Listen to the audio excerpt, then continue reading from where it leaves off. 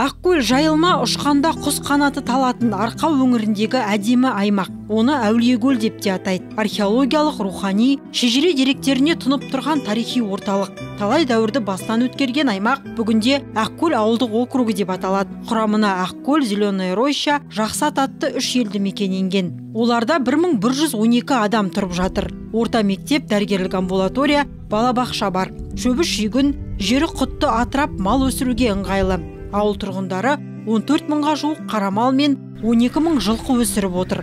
9 мыңға жуық қойлары бар. Бұл облыстағы ең ірі көрсеткіштердің бірі.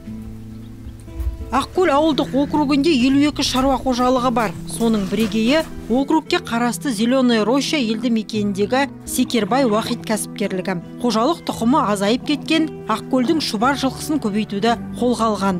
7 жыл бұрын кәсібін 30 жылқымен бастады. Қазір қамбар ата төлі 120-дан асты. Мемлекеттік бағдарлама арқылы несиеге қол жеткізіп, қарамалды алған. Олардың да саны 120 тұяққа жетіп жығылады. Қарамалды 200-ге жеткізсем деп отырмын, жылқымды да саны сондай көбейтсем деп. Енді қазір сақ мал жоғалып кетті ғой, оны да көбейтем деп отырмын. 100-200 басқа толтырсам ба, сол 45 гектар шамды жерім бар, 500 гектар жайылымдық жерім бар, жер жоқ, сол кішкене қиыншылық болып тұр енді жер. Субсидиямен погрузчик алдым, фронтальный погрузчикті, сонымен жұмыс істеп отырмын, ауылдың оқып сонымен шығарып жатырмын, көмектесіп жатырмын ауылға. Шаруашылық басшысы Талғат Уақитұлы осы ауылдың байырғы тұрғыны. 30 жыл бойы елді мекеннің мал дәрігері болып қызмет етеді. Ардагер көкпаршы. Үлкен ұлы Айдын аударыспақтан республикалық сайыстың күміс жүлдегері. Ұлттық құндылықтарды ұлықтаған отбасы қазақтың бренді қымыз өндірісінде қолға алған. Өзіміз қысы жазы бес ауылмен айналысамыз. Сосын жалпы міне жаңа шуар жылқы осы қосақ жоғалып кеткен. Кейін осы шуар жылқыларды дамытып өсіріп отырмыз. Оның шуарлардың жалпы ерекшелігі қысқа төзімді, әлі сүтті болып кетті. Айжан Әубәкір да жолдасымен бірге ветеринария саласында еңбек етеді. Сонымен қатар бие сауып, қымыз дайындап, сатуды жолға қойған. Құрт қайнатып, ірімшік іртіп, шаңырақтың берекесін кіргізіп отырған іскер келіншек. 2 сағат сайын сауамыз, таңертең 10-нан бастаймыз. Өзіміз ішуге де сұраныс та бар. Қысы жаз сауғаннан кейін күніне 15-20 литр сүт аламыз. Май шелекті күнәрі 2 күнде бір, күнде ұстау керек. Тобылғымен, қайынмен, қаймақ жағып, сосын 500-600 пісіп, кешке жақын жауып қоямыз. Жылы жер бапты күшті талап етеді. Сұраныс Екібастұз қаласы, Павлодардан алады. Екібастұздан сұраныстар өзін Алматы, Павлодар, Астанаға туыстарына жіберіп жатады енді. Солай маған тапсырыс береді. Сол жерге жіберуші едім деп, сосын соған дәлдеп жіберіп. Айжан Әубәкір қызы 10 саусағынан өнер тамған ісмер. Ысырапшылдыққа жол бермей, жоқтан бар жасауды әдетке айналдырған жан, мал жүні мен жыртыс маталарды да іске асырып төр көрпе құрайды. Ауылдың жылқышыларына түлкі тымақ тігеді. Келінін де ісмерлікке баулуда. Қысқы уақытта, күн қысқа уақытта текке отырмаймыз. Істе тігемін. Оны анамнан үйрендім. Қыз кезім ауылда жүргенде. Одан кейін арман қарай келгесін енем анам марқұмнан оқысында үйренгенім көп. Міне осы қыста отырғанда, күн қысқа уақыт текке отырмай осындай көрпелерді тігеміз. Өзімізге керек жарақтарын бәрін тігіп аламын. Бас киімдер тігемін. Қысқа жилетке, қыста нағыз керек. Биялай, тоқимыз нәски жүннен. Бос уақыт жоқ негізі. Істейім деп, үйренем деген адамға бәрін істеп, бәрін ұқсатып, бәрін үлгеруге болады. Тәжірибелі қолөнер шебері келінін де ісмерлікке баулуда. Екеуі көптеген сайыстарға қатысып, бас жүлделерді қанжығаларына байлап жүр. Ұлттық киімдерден қатысып тоже бірінші орын алдық. Одан кейін ене мен келін сайысына қатысып, 10 шақты отбасы қатысты, келін мен ене. Соның ішінен бас жүлде алдық. 2 ұлын өсіріп, бүгінде 1 жасқа келіп қалған немерелерінің тәтті қылығын қызықтап отырған Кәрімовтер жанұясының берекелі тірлігі ауылдағы еңбекқор отбасының жарқын үлгісі.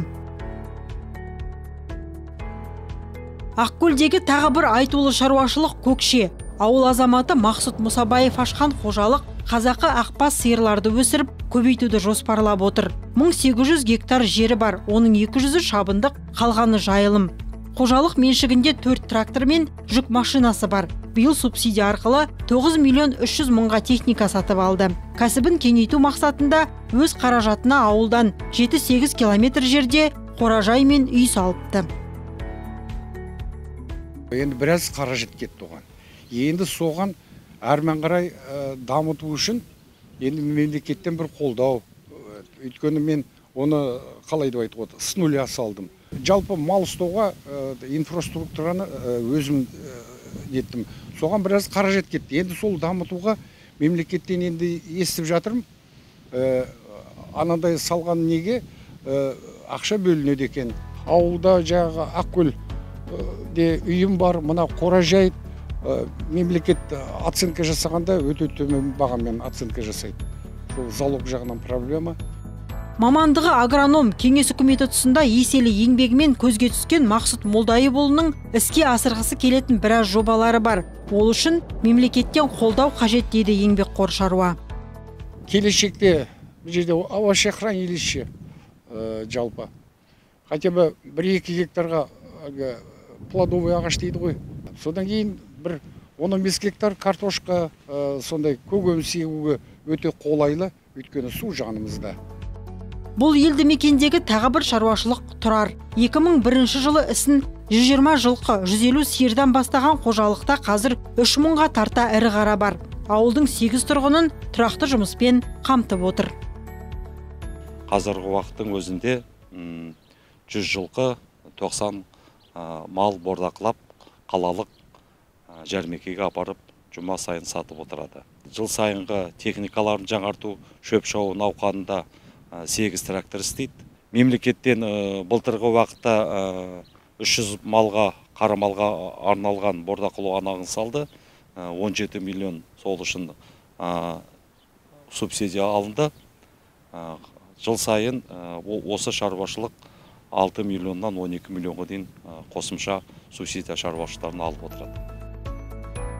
Ауылдағы басты мәселенің бірі жол болса, ақкөлдіктерді де аталған проблема айналып өтпейді. 30 жыл жөндеу көрмеген ауыл жолына биыл республикалық бюджеттен 900 миллион теңге қаржы бөлініп, 12 шақырым жол салынбақ. Сондай-ақ ауылға кіре берістегі 8 шақырымға қала қазынасынан 285 миллион беріліп, күрделі жөндеуден өтпек. Осыдан 4 жыл бұрын ауыл 100% орталықтандырылған су жүйесіне қосылды. Алайда елді мекеннің суы ащы болғандықтан фильтр сүзгілері істен жиі шығуда. Ал мердігер компанияның кепілдік мерзімі өтіп кетті. Сондықтан ауыл әкімі мемлекеттен қосымша қаржы сұрап, мәселенің оң шешімін табуды көздеп отыр. Осы жуырда 1-2 күнде сол су қондырғыларын жөндеу жұмыстарына ревизия жүргізіп, акция салғызып, не қажетті қандай құралдар керек, соның біз тізімдерін алдық. Соны енді біз қалалық бюджет қаржы бөліміне заявка бергізіп, сол қаржыны сұраймыз. Ауылдағы басты проблеманың бірі жұмыссыздық екені белгілі. Дегенмен Ақкөлде аталған мәселе күн тәртібінде жоқ дейді жергілікті билік өкілі. Ауылда бәрі мал шаруашылығымен шұғылдағаннан кейін жұмыссыздық мәселесі бізде толық шешілген, жұмыссыздық мәселесі жоқ деп айтуға болады. Жазғы уақытта біз енді керісінше жұмыс қолын таба алмаймыз. Мал бағуға, тракторге отыруға. 94 оқушы білім алып жатқан ауыл мектебінде 21 жоғары білімді ұстаз қызмет етуде. Ауылға мемлекеттік бағдарламалар арқылы жас мамандар келмеген. Алайда мұғалім тапшылығы жоқ дейді мектеп әкімшілігі. Дарын республикалық ғылыми практикалық орталығы ұйымдастырып отырған олимпиададан 5 және 6 сыныптарға арналған олимпиададан 5 сыныптан бізде Төлеу Малика 3-ші орынды математика пәнінен иеленді, және де 6 сынып оқушысы Мұраткенұр Фатима қазақ тілі пәнінен 3-ші орынды иеленді. Қазақстан Республикасы Айқанат ауыл мектептеріне арналған олимпиадада 8-ші сынып оқушысы Мелисова Женескүл мен Қырықбай Амина 2-ші турға жолдама алған болатын. Мектеп жанында интернатымыз бар. Ол интернатқа көрші ауылдан, Жақсат деген ауылдан бізге тасымалданатын оқушылар бар. Оқушылар саны 9 оқушы. Яғни сол мектеп жанындағы интернатта кәдімгідей тамақтанады, сол жерде ұйықтайды, барлығы жеткілікті, барлығы қамтамасыздандырылған. Мектеп спортшылары соңғы 2 жылда ауданның 2 дүркін чемпиондары болды. Екібастұз қаласының номер 3 балалар және жасөспірімдер спорт мектебінің филиалы Ақкөл мектебінде жұмыс істеп, балғындарды спортқа баулуда. 3 бағытта жұмыс істеп жатыр. Қазақ күресі, жаңағы волейбол, сосын 3-ші жаңағы ұлттық ат спорты. Осы 3 үйірмеміз бар. Мен өзім жаңағы осы қазақ күресінің жаңағы жаттықтырушымын. Биылғы оқу жылында облыс деңгейде Баянда Шакен Айманов атындағы қазақ күресінен облыстық турнир болды. Онда жаңағы Қабдырашид Нұрмұхамед деген оқушым 42 салмақта 1-ші орын алды. Спортымызды дамытуға үлес қосқан үлкен ұстаздарымыз бар. Ол жаңағы Жандарбек Қанат Жандарбекович, ол кісі ең мысалы осы мектептің жаңа спортын дамытқан адам. Екінші, одан кейін осы залды осындай құрал жабдықпен жабдықтап дайындап кеткен Ақтаев Бақтияр Қабдырашидұлы деген осы залды жаңа осы қазақ күресіне ыңғайлап кеткен бізге. Енді осыны біз арман қартай біз жалғастырып, жас ұрпақ жалғастырып жатырмыз. Ауылда ат спорты арынды. 2000 жылдардың басынан қолға алынған көкпар ойыны бүгінде жақсы дамыған. Ақкөлдік көкпаршылар облыстағы ең мықтылар қатарында. Бір кездегі Ақкөл Пырақ командасының орнын қазір Сейфуллах командасы басты. Олар облыстың 6 дүркін чемпионы. Республикалық жарыстарда өңір намысын қорғап жүрген ерлер. 2013 жылы Қарқаралы қаласында өткен жастар арасындағы чемпионатқа қатысқан, 2014 жылы Түркістан қаласындағы ересектер арасындағы жарысқа қатысқан, 2013 жылы Шымкент қаласындағы Қазақстан Республикасының чемпионатына қатысқан, облыстық және райондық ойындардың жеңімпаздарымыз. Көкпар біздің ұлттық спорт болғандықтан өзіміздің қызығушылығымыз көп. Көкпарға жаңағы осы айғырларды, аттарды үйде ұстап, жемдеп, оларды мініп, жаңағы жасанды серке муляжбен тренировка жасаймыз. Егер шабандоздар бар ауылымызда, Бакажанов Аманжол, Халық Фасылбек деген, Акиш Марат, Оразалы Шөпшин, Жандарбек Дәурен. Елді мекеннің мәдени өмірінің орталығы ауыл клубы халықтың бос уақытын тиімді өткізу үшін қызмет етеді. Шахмат, тоғызқұмалақ, бильярд ойнаймын дегендерге есік әрқашан ашық. Мәдениет үйінде 7 адам жұмыс істейді.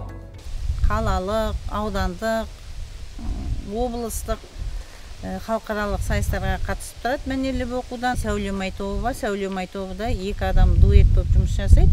Біреуін оның дайындайтын менің мәдени ұйымдастырушым Дана Шегенді қыз деген.